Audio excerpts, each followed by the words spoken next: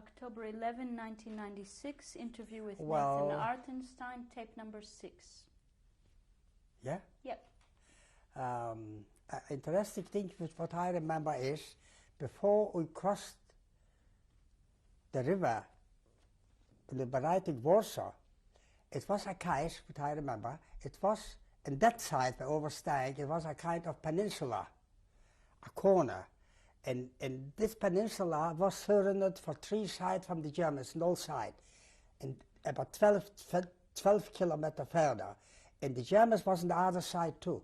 That was a whole battalion was in danger to be knocked off. And the only thing which could save them, that the telephone line, because the telephone line was broken. And it was broken, the artillery couldn't correct in which place to shoot at the Germans, so to get supply that was true. So I was called to the, he was a general, his name was Kriniewicz. That Kriniewicz was right after the war, Polish ambassador in New York, I think, in Russia, in America. He called me, and he says to me, Sergeant, you get an order. And he said, you responsible with you head. This order has to be kept straight away, because 250 people is in the peninsula, and they get killed one after the other. The only thing which could save them is to get the line back in order, so to directing the artillery to shoot on the line, or from the Air Force. Well, I called 2 soldiers from my unit. I gave them the telephone box to go out to fix the line. It was very dangerous, because they have to go on the open. And the Germans, from the observation points, they have seen exactly everything what's going on our side. Our observation point in the same building in which we were, have seen everything what's going on the other side. It's an open thing to see. The observation was like that. It was just a wall. You knocked off a wall very high up on the end of the building, a hole. Look through the opening from the observation camera, and it goes down, and here you look, you see what's going on. Yeah. So I take the 2 soldiers and I told them, I explained them what's going on. For any price, you have to find the brake to fix the light. They went out, it takes 5 minutes, 10 minutes, no answer. And I heard the general say, Sergeant, you played with your head. Your head would roll. You have to fix every second it costs men's life. I took other 2 people, I sent them out. It takes 5 minutes. One comes back, white like a shit. He said, I couldn't go any further. To find the line, they have to go out from the trench. And as soon as I put out the head from all the sides, you start to rain metal from the German side, because for the observation point they've seen, and they know what's going on. This has to do with the peninsula. I've seen it won't help. The time is running out. I took the little box by myself. It was a little box with a telephone connection. And I went in the trench. I went up and up. Soon as I pull out the head, I want to get out from all sides.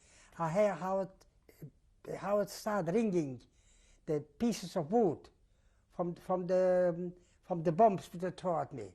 I can't get out. I went further a little bit, and I jump out, and quick in the other trench.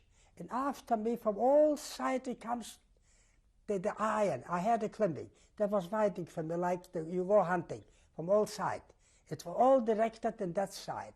They could read everything what's going on. They understand this has to be the line for the peninsula. Because the peninsula, they were shooting from all sides, no response. That could be the artillery should act. On the end, luck was on my side. I've seen about 20 meters further, it was one wall. The wall was left from a tram depot, the only wall. Everything was knocked down.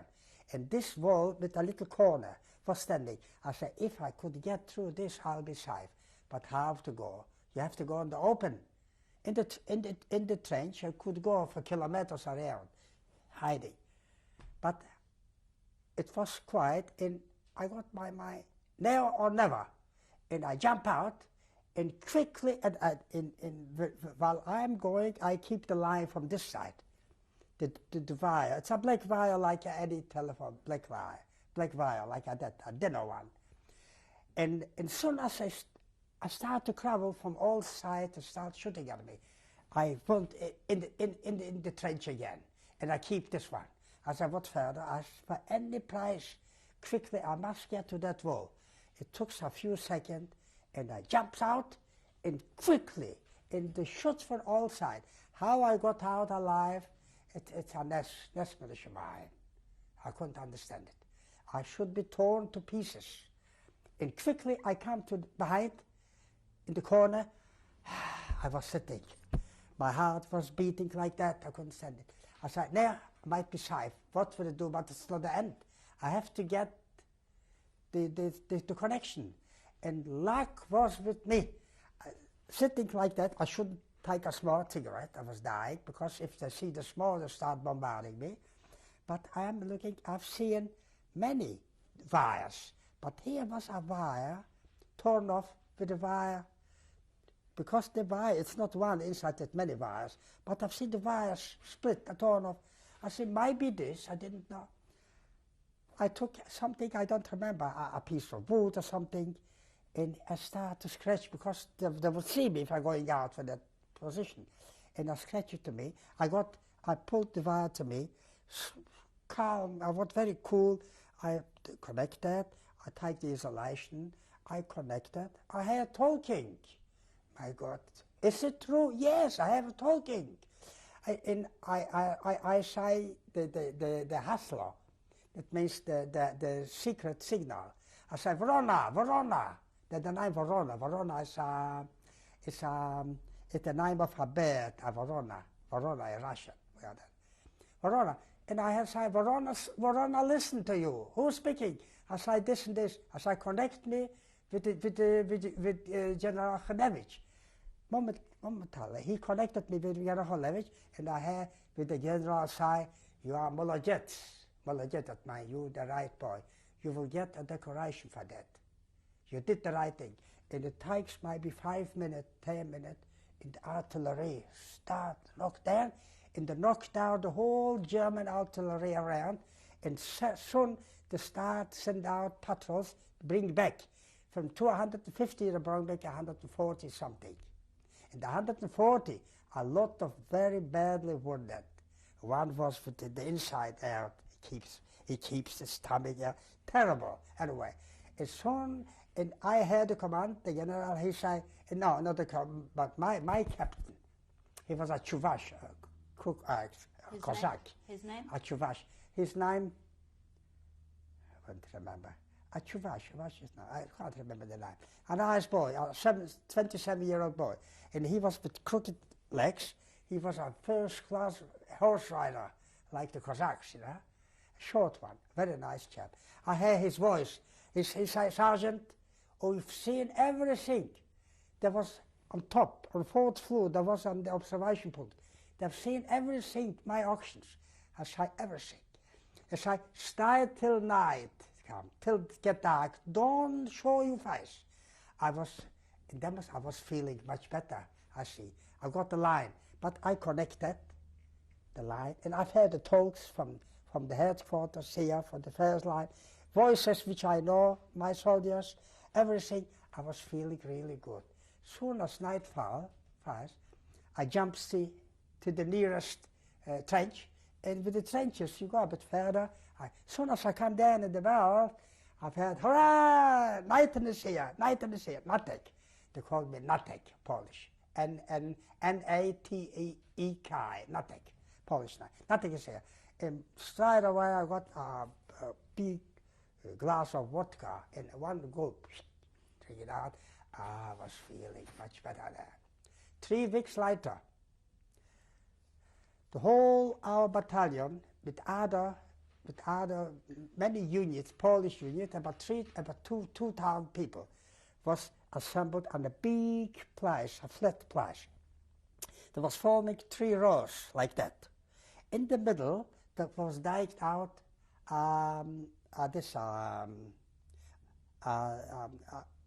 to bury somebody, you know, a hole.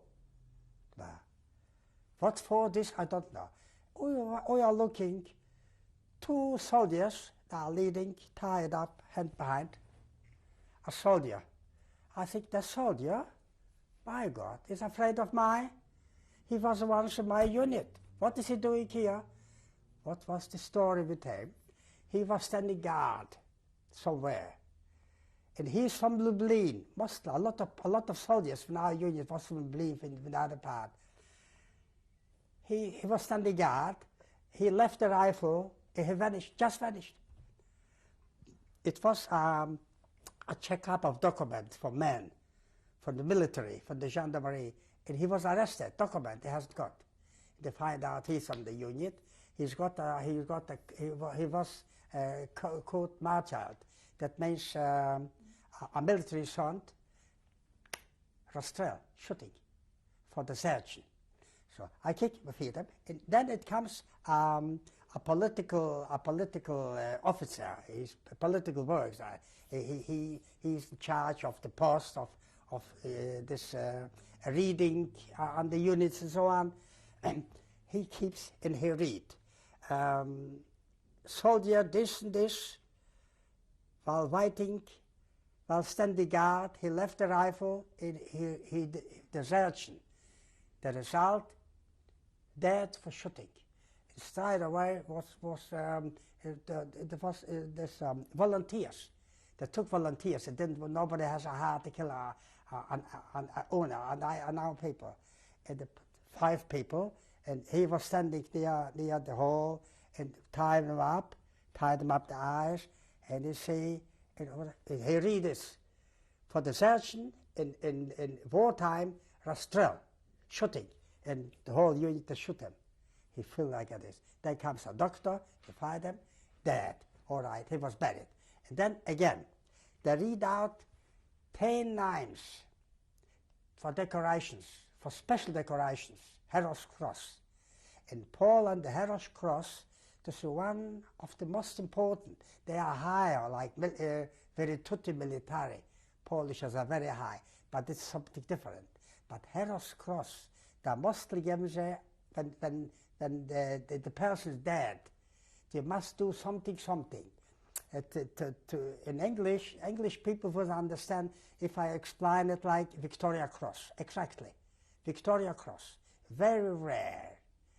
Victoria Cross not too long ago was sold, and the head from the Melbourne RSL, Bruce Raxton, a friend of mine, he bought it out from a family which was in need. $167,000 paid the RSL.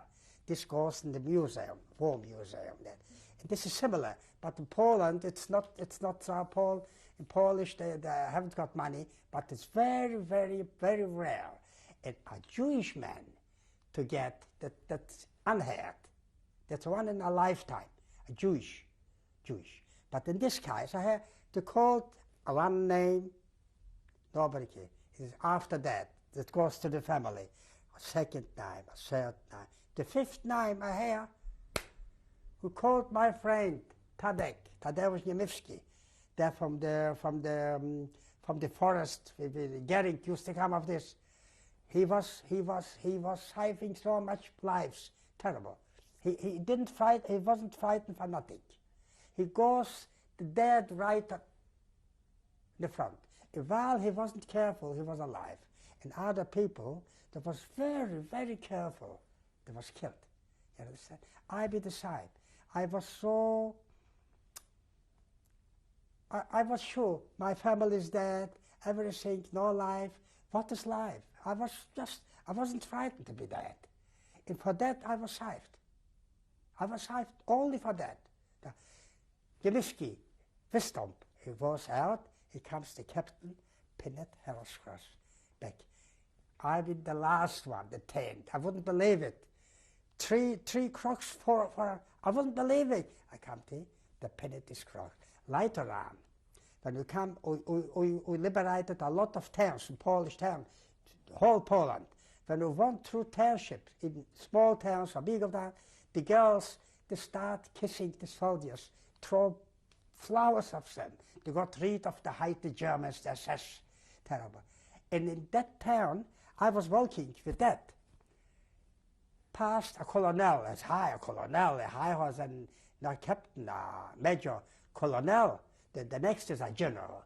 Saying he the first salute me.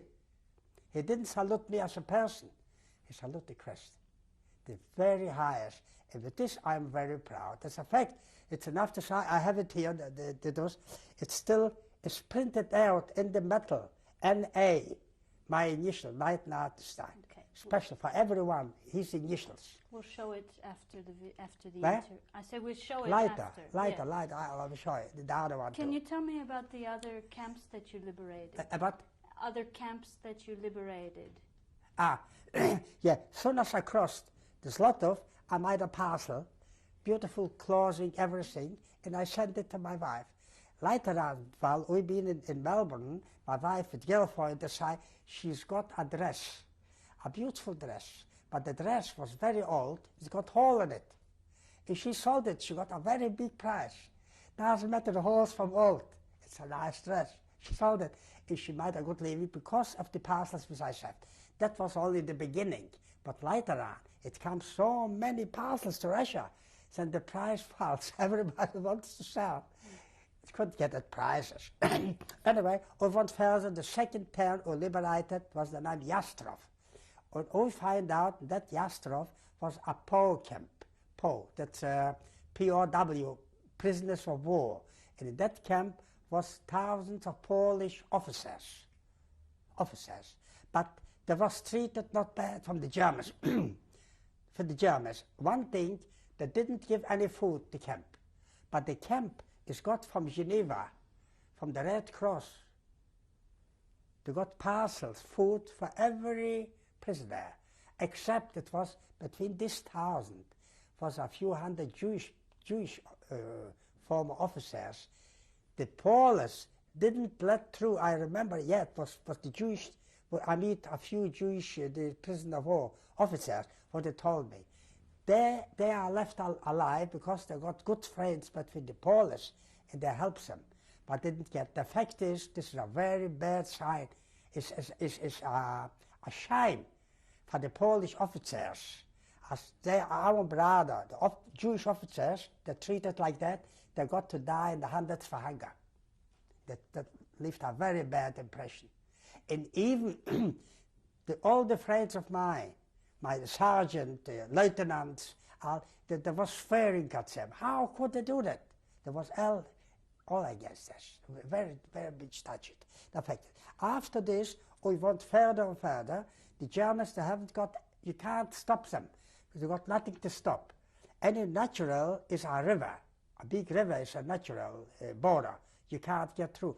But the nearest river was a famous German, a big river, the Elbe, which goes through to Berlin. Only this you can stop. And we stopped for a while because there was like trenches, 3 lines of trenches. One, you conquer 1 line, you have to go the other one, 3 lines. But it's not an obstacle because we put tanks. The tanks goes over them, splash them, tanks. But we stopped near a big town which was called Oranienburg. This is a town about 40 kilometers from Berlin. And all the tanks, all the artillery, the signs, the Polish, was the sign, Na Berliner, of Berlin, Na Berliner signs, we're going to Berlin. That was bad, very bad. What was the reaction of the German civilians? The reactions, the fact is, the German people, they didn't flee, because it was certain that nowhere to flee. But from the other side, it came the Allies. Comes the French, English, Americans. From this side, the Russian, to the Polish army. So it was dying, they was hiding in the cellars, And at that time, they paid a price. A lot of them in the town that was killed. From soldiers, Russian soldiers, Polish soldiers, taking revenge personally, What were your instructions? What were your instructions regarding the instructions civilians? was, till before we come to Oranienburg, It wasn't nothing. You could do what you want. We killed off the Germans. But soon as we come to Oranienburg, and Stalin knows perfectly well the head command. He was the head, Russia. Then Hitler is finished, is kaput. So it comes an order to be nice to the population of Germany, to show the population that we are no murderers, we are liberators, we are not like the SS, killing Jewish people, killing innocent people, killing mass millions of people. We are the liberators. It's a fact. Sometime at night, the Russian soldiers used to go to looking for girls, you know, raping girls. And if a family goes quietly to the headquarters, he was taken out and he was fined. Was fined, you know. It was different that time. But till I come. But we have had a rumor that not far from Oranienburg, it is a concentration camp. What camp we didn't know. We stride a line spontaneously. A mass, not organized. We went to that camp. We come a big camp, many kilometers around.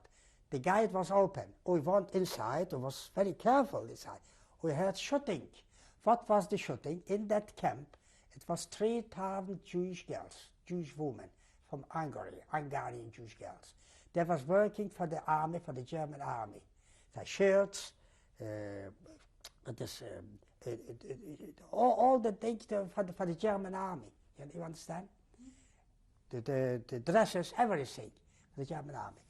Before, as long as they didn't cross the border, it wasn't bad. They got food. They got to eat food. Not much, but not to die for hunger. But soon as the border was broken through and the siege was finished, they stopped giving food.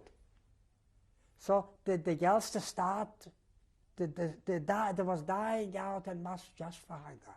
When we come in, I've seen crawling on all four, like animals. That was the Jewish girls, so skinny. For 2 weeks they didn't get to eat. How they was alive, I don't understand. And straight away started a big auction from the army. It was organized, fitting all the people. And then I was looking for the SS. We find them. They was hiding somewhere. And we knocked them off, we killed them out one by one. But the instruction was the command, the head one, to bring alive for any price. Because he's got to be in a court martial for the international. Who was the commander? And that we find him. What was his name? He was a captain, a big fat captain, We brought him alive, and the escort told him, the Spartan, they want to kill him, they want to tear him to pieces. But instructions is like, they got him in the headquarters, and what happened, I didn't know. What happened with the bodies, the dead women at the camp? The what? The women that you found dead, the corpses, at the camp, Oranienburg. Where? In Oranienburg. In Oranienburg, it was a lot of corpses, dead, for hunger. I'm telling you, the Jewish women, Jewish girls, how this was alive, how many, I wouldn't know. But there's still a lot. The will to eat is strong. Were they buried? No. Girls, beautiful girls, young girls, in the 20s. Okay. Beautiful girls, Jewish, no, not married. But they was taken under the pretext in a working camp. That was true, working camp, but they was kept as slaves. There, from one side there was the working camp. At night, a lot of them, they was taken, especially in brothels, to serve the German army. Yeah, at the daytime they got to work, a lot of them. But later on, I got to talk. I talk a few girls. We got 4 or 5 girls. We take them. We was living in a German house, a beautiful house. My company would be 10 people. My company. It was 10 soldiers, a corporal, and me. We got the whole house. We got German women, which to supply meat. You eat. It's full. You go to the paddocks, it's full cow, pigs. you got chickens, anything you like, they killed them. You got meat, there was making sausages, there was cooking fast, first class. But we took, in a few rooms, we took 5 girls, and we was looking after them. Otherwise, at night, this time girls, they could be raped from the Russian soldiers at night. Even the orders is not to touch them. But once there was our place, we got protection. We started feeding them, and slowly they start. We've been standing a couple of weeks over there, 3-4 weeks, before it comes the last offensive to go to Berlin. When we come to Berlin, it was, how to say, it seems to me like the Warsaw Ghetto. Such destroyed for so much German houses, destroyed and everything, you know. But still, they comes out from the cellars, they come hungry. The Germans, they comes out, didn't touch them. When did you arrive in Berlin? In Berlin? Mm-hmm. I have to say, I think it's June. Beginning June. Okay. End of May, beginning June, end of May, end of May, or something like that. Did you have any German prisoners? Any what? Prisoners with you? No, they take prisoners. Matter of fact, if we want to take prisoners, you have to take millions of Germans, you have to give them to eat. There was going in the tens of thousands. Turn up, you couldn't see who he is, captain, soldier, or SS, without belt, without nothing. There was marching home, and nobody touched them, because the camps, the prisoner camp was so full, and no use takes them. You take the whole army camp. They let them go.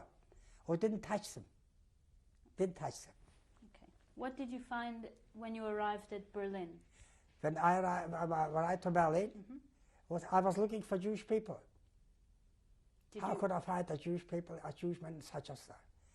If there was, he's dead 4 years ago. You can't find him. We couldn't find it. What do you find? You know then, not only you can't find the living things. Everything was destroyed, just a waste. Only these people which was hiding, special cellars, special places, they comes out still in the thousands. It's Berlin, a town of millions of people, you know. There was evacuated, they ran away, they was dead, but still a lot of people was hiding. They comes out, they're asking for bread. Who didn't give them? Who didn't touch them, but who didn't give them? They was dying. You see the last to die. Bread, everything. Get lost. Who else was in Berlin at that time? Huh? Who else was in Berlin? Who? What other armies were in Berlin? Oh, now the Russian army, the Russian army took out the action, because Berlin at that time it was made up of 4 parts. One part belongs to the Americans. One part belongs to England. One part belongs to France, and in the 4th part to Russia. Okay.